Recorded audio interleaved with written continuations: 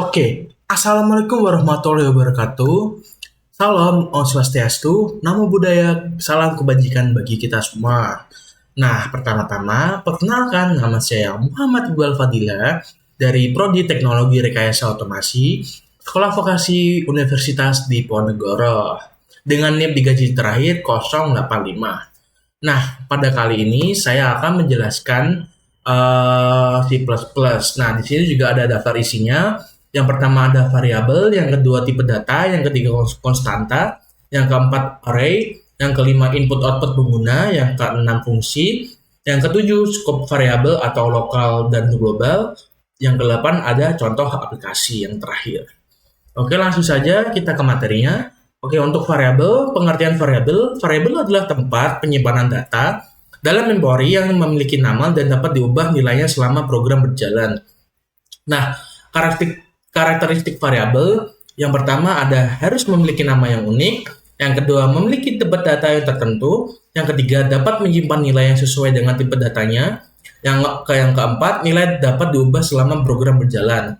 Nah, ini untuk contoh deklarasi variabelnya. Nah, untuk penjelasannya ini untuk integer itu menyimpan bilangan bulat, ada double, kemudian menyimpan bilangan desimal, ada char, ada menyimpan karakter, itu untuk menyimpan satu karakter, dan boolean itu ada menyimpan nilai true atau false. Yang kedua ada tipe data. Nah, tipe data ini menentukan jenis data yang dapat disimpan dalam variabel dan operasi yang dapat dilakukan padanya. Nah, ini untuk tipe data dasar dalam C++. Untuk integer itu ukurannya ada 4 byte. Itu rentang nilainya bisa dilihat sendiri dari minus 2,147 sekian hingga plus 2,147 sekian. Nah, contohnya itu ada integer age, umur itu ada 20. Kemudian ada double itu ukurannya 8 byte. Nah, untuk rentang nilainya itu kurang lebih bisa dilihat sendiri. Dan kemudian ada contohnya ada double height itu ada 170,5. Nah, kemudian yang ketiga ada float itu ukurannya 4 byte. Nah, ini nilainya bisa dilihat sendiri. Kemudian contohnya ada float price ada 99,99. Nah, di sini ada karakter yang ukurannya 1 byte yang rentang nilainya itu minus 128 hingga 127. Nah, contohnya itu ada grade, ini ada A, dan ada boolean, ini ada 1 byte, ini ada rentang nilainya itu true atau false. Contohnya itu ada bool is student sama dengan true, ini untuk menentukan salah atau benar. Dan ada string itu ukurannya variabel, rentang nilainya itu text. Kemudian contohnya itu ada string name, semisal kita masukkan nama Alice. Nah, kemudian ini untuk contoh kodenya bisa kalian lihat. Oke, kemudian ada yang ketiga ada konstanta. Nah, pengertian dari konstanta adalah variabel yang nilainya tidak dapat diubah setelah dideklarasikan. Nah, konstanta ini digunakan untuk nilai yang tetap dan tidak berubah. Nah, cara membuat konstanta ini menggunakan kata kunci const sebelum tipe data. Nah, contohnya ini ada const double PI sama dengan 3,14159, kemudian ada const integer max size ada 100. Nah, kalian bisa lihat sendiri. Kemudian ini keuntungan menggunakan konstanta yaitu yang pertama ada mencegah perubahan nilai secara tidak sengaja, yang kedua ada membuat kode lebih mudah dibaca dan dipahami, yang ketiga memudahkan maintenance jika perlu mengubah nilai cukup di satu tempat. Nah, contoh kodenya bisa kalian lihat sendiri di sini. Oke. Kemudian ada selanjutnya ada array. Nah, array ini pengertian dari array adalah struktur data yang menyimpan sekumpulan data dengan tipe yang sama dalam memori yang berurutan. Nah, karakteristik array ini yang pertama ada elemen memiliki indeks mulai dari 0, yang kedua ukuran array dapat ditentukan saat deklarasi atau array statis, yang ketiga menggunakan vektor untuk array dinamis. Nah, ukurannya ini bisa dapat berubah. Nah, yang pertama ini ada array statis. Nah, deklarasi dan inisialisasi bisa dilihat ini ada nomor-nomornya. Dan untuk menambahkan elemen hanya pada saat inisialisasi atau mengubah nilai.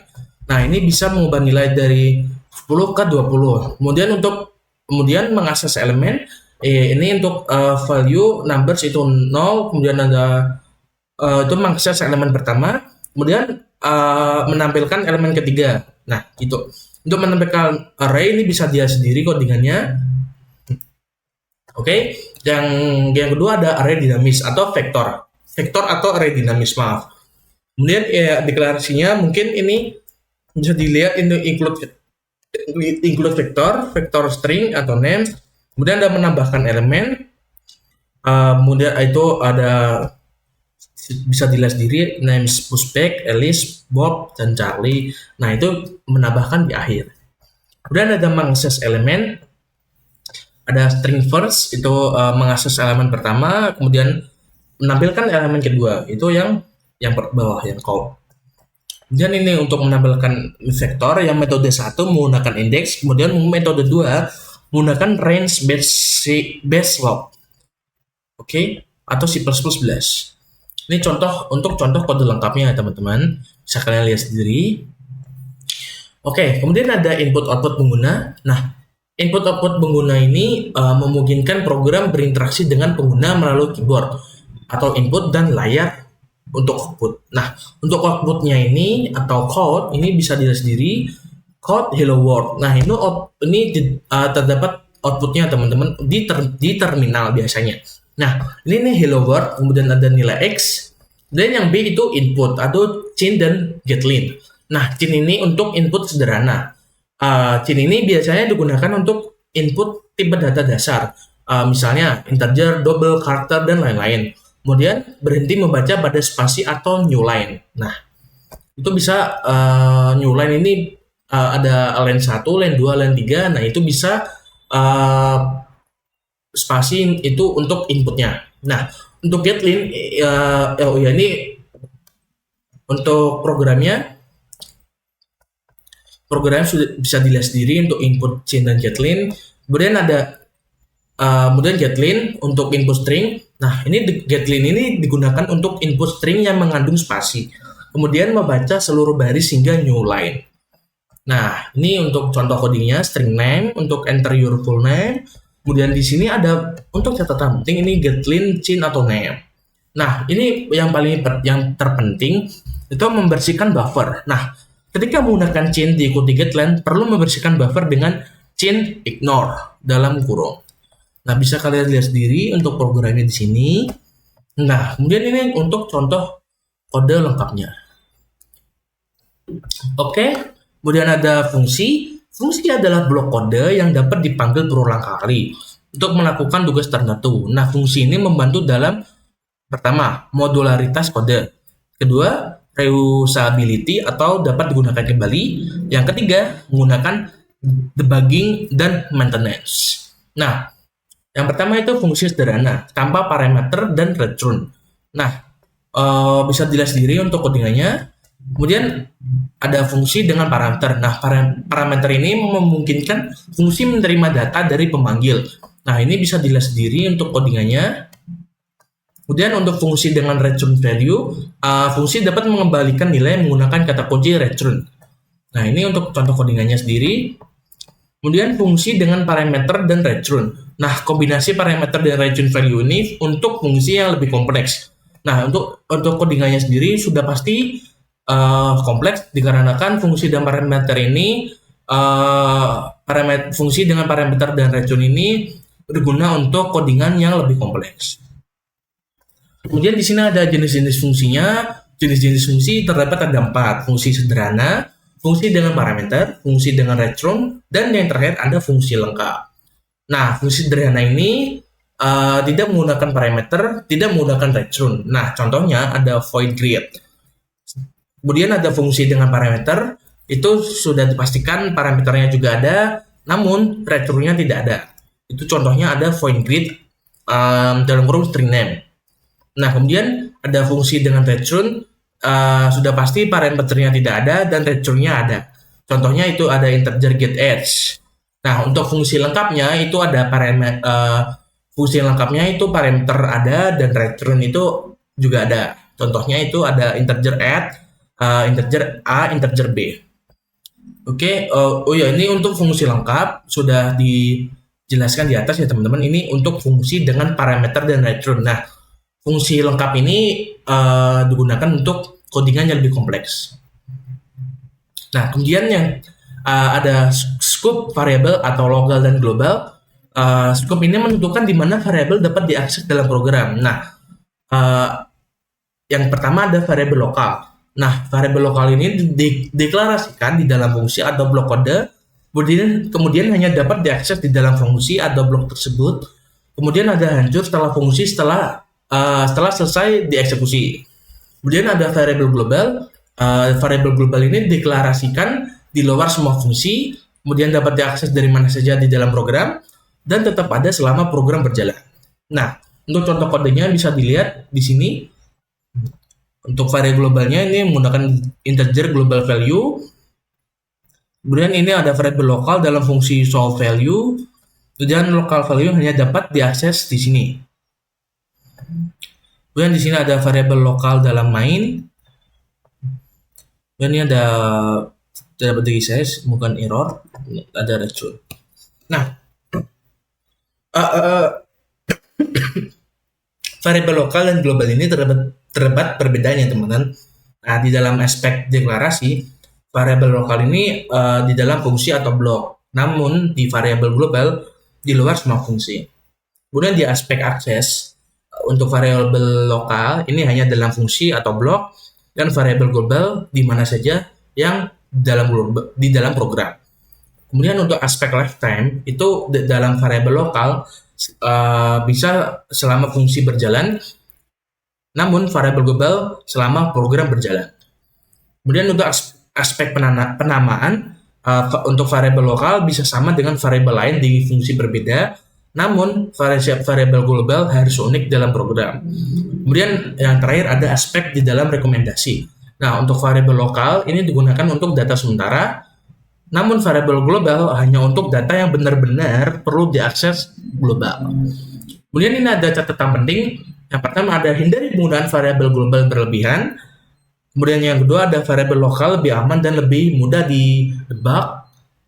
Kemudian yang ketiga ada gunakan variabel global hanya jika benar-benar diperlukan. Oke, kemudian ada contoh aplikasinya yaitu konversi suhu. Nah, program untuk mengkonversi suhu antara Celsius dan Fahrenheit. Nah, penjelasannya ini untuk rumus Celsius ke Fahrenheit itu ada Celsius dikali 9/5 ditambah 32. Nah, untuk rumus Fahrenheit ke Celsius sama dengan Fahrenheit dikurangi 32 dikali 5/9. Oke, untuk contoh kodenya bisa di sini bisa dilihat. Ini untuk fungsi konversi ke Celsius ke Fahrenheit. Yang ini. Dan ini untuk fungsi konversi Fahrenheit ke Celsius. Selebihnya bisa dilihat untuk dari awal ke akhir. Nah, untuk kemudian ada penjelasan kodenya. Mungkin kode dari yang pertama ada fungsi to Fahrenheit itu menerima nilai Celsius dan mengembalikan Fahrenheit. Kemudian fungsi to Celsius itu menerima nilai Fahrenheit dan mengembalikan nilai Celsius. Kemudian yang ketiga ada program meminta input dari pengguna untuk memilih jenis konversi. Kemudian yang terakhir berdasarkan pilihan program memanggil fungsi yang sesuai. Kemudian ada kalkulator sederhana. Nah, program kalkulator yang dapat melakukan operasi aritmatika dasar. Nah, penjelasan ini bisa yang pertama ada penjelasan kalkulator sederhana ini. Yang pertama ada menerima dua bilangan dan operator itu misal ada plus, minus, kali, dan bagi. Kemudian yang kedua ada melakukan operasi sesuai operator yang dipilih. Yang ketiga menampilkan hasil operasi. Nah, ini untuk contoh kodenya, teman-teman. Nah, untuk penjelasan kodenya, yang pertama itu ada program menerima dua bilangan A dan B dan operator OP. Yang kedua ada menggunakan switch case untuk memilih operasi berdasarkan operator. Nah, ketiga untuk operator pembagian, dilakukan pengecekan pembagi 0 untuk mencegah error. Dan yang terakhir, jika operator tidak valid menampilkan pesan error. Nah, kemudian untuk fitur tambahan yang dapat ditambahkan, yang pertama itu untuk loop, untuk melakukan beberapa perhitungan, yang kedua histori perhitungan, yang ketiga operasi tambahan, atau modulo pangkat dan lain-lain, dan yang terakhir ada pemisahan kode menjadi fungsi. Nah, untuk yang terakhir ini ada pengolahan data mahasiswa. Nah, kemudian untuk pengolahan data mahasiswa ini menggunakan struktur struct atau vektor. Maaf.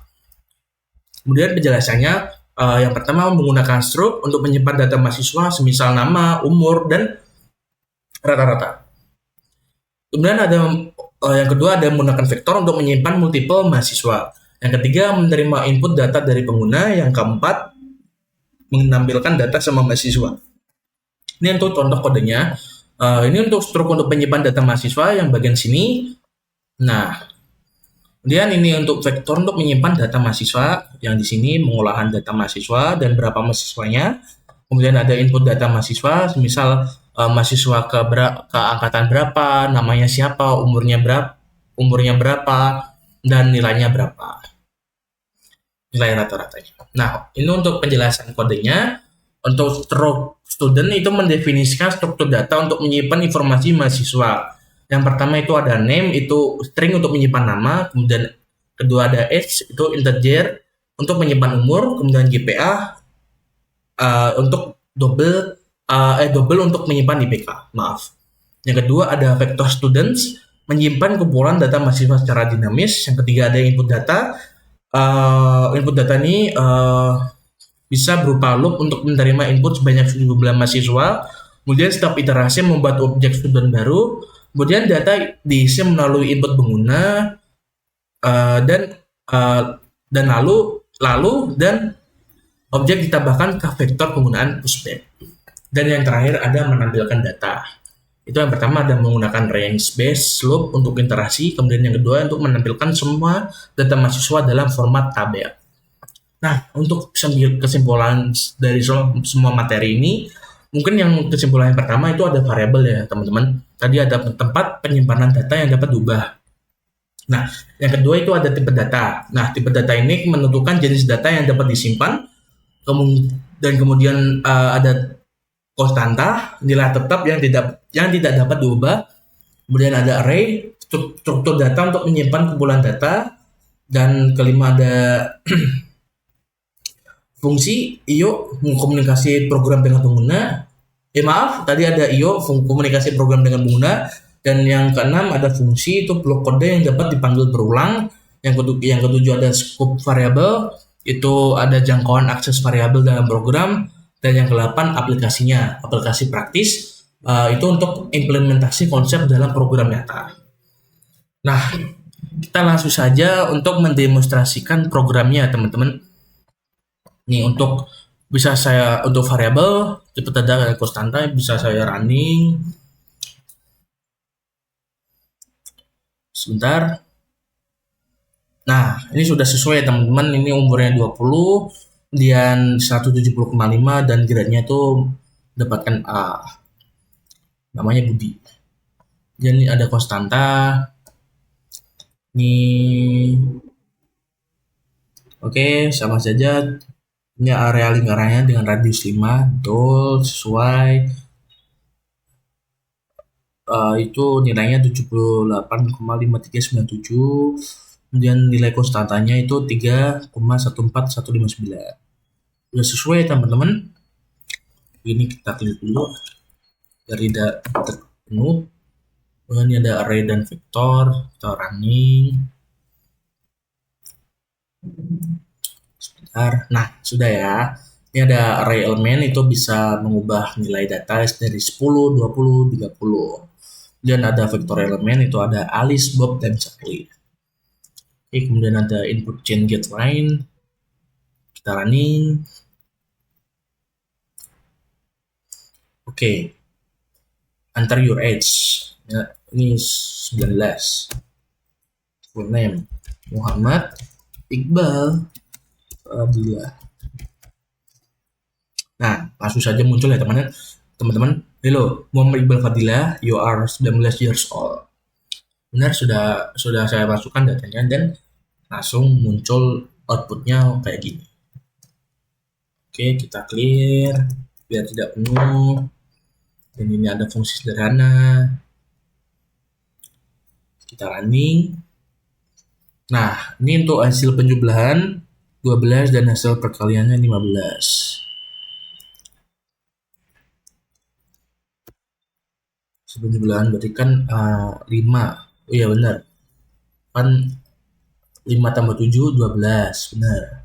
5 kali 7, 35. Sudah benar. Sudah sesuai teman-teman. Oke, kemudian ada scope variable, kita running. Oke, kita running. Nah, global value ini sudah sesuai teman-teman. Ini global value 100 dan jadi 200. Oke, 50, 100, sudah sesuai. Kemudian ada penjelasan, kita running lagi. Kita tunggu dulu.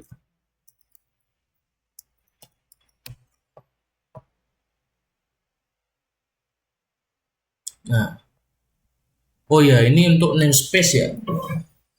Wah, ini untuk namespace adalah cara untuk mengelompokkan nama atau fungsi, variabel, dan class agar tidak bentrok dengan nama lain dalam C++. Banyak fitur standar disimpan di dalam namespace bernama std. Nah, contohnya ini ada std code, std string, std vector, dan std atlas. Nah, tambahan namespace ini nama-nama tersebut bisa berbenturan dengan nama buatan Muna. Nah, bisa dilihat using namespace. Nah, ini cara paling umumnya kayak gini. Nah, untuk kelebihannya mungkin menulis kode lebih singkat, dan kekurangan kurang aman untuk proyek besar karena berpotensi terjadi konflik nama. Ini mengakses tanpa using namespace. Nah, untuk kelebihan tanpa using namespace ini tidak ada konflik nama. Yang kedua, umumnya digunakan pada proyek besar atau library. Nah, kekurangannya penulisan lebih panjang. Nah, ini alias namespace itu bisa kayak ini. Kelebihannya itu lebih singkat dari std namun tetap aman. Nah, kapan sebaiknya menggunakan mana? Nah, untuk metode ini langsung alias namespace, cocok untuk program kecil, pembelajaran proyek besar, library proyek sedang. Nah, kelebihannya ini singkat, aman, terkontrol. Nah, sudah. Kekurangannya potensi konflik nama lebih panjang, terus membuat alias tambahan. Nah, kesimpulannya, namespace std ini adalah wadah untuk semua fitur standar C++. Nah, Anda bebas memilih pendekatan sesuai kebutuhan, namun untuk kode profesional, biasanya lebih disarankan menggunakan secara eksplisit atau alias namespace seperti namespace IO std untuk menjaga keamanan penamaan sambil tetap ringkas. Oke, ini untuk latihan konversi suhu. Kita running. Oke. Pilihannya 1. Ini 1. Nah, ini aja teman-teman kayak rumus yang tadi untuk mencari Celsius. Tadi inilah ini mencari Celsius beriman sama 32. Oke, sudah sesuai teman-teman. Oh ya, jika Fahrenheit, coba saya running ulang untuk Fahrenheit. Kita Fahrenheit ke Celsius 10 misalnya. Nah, untuk Celsiusnya itu minus 12 derajat. Itu mungkin derajat gunung Everest itu minus 12. Oke, kemudian ada latihan kalkulator. Oh ya, ini untuk dilihat dulu.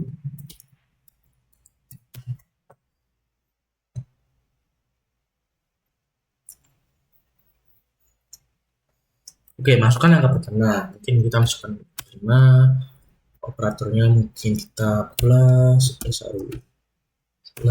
masukkan yang kedua 5 tambah 5 jadinya 10 hasilnya. Oke. Sudah semua ya teman-teman. Untuk programnya sudah saya demonstrasikan semuanya. Mungkin cukup sekian materi hari ini.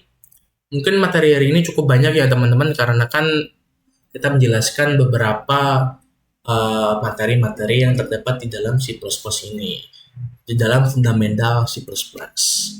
Oke, untuk hari ini saya cukupkan.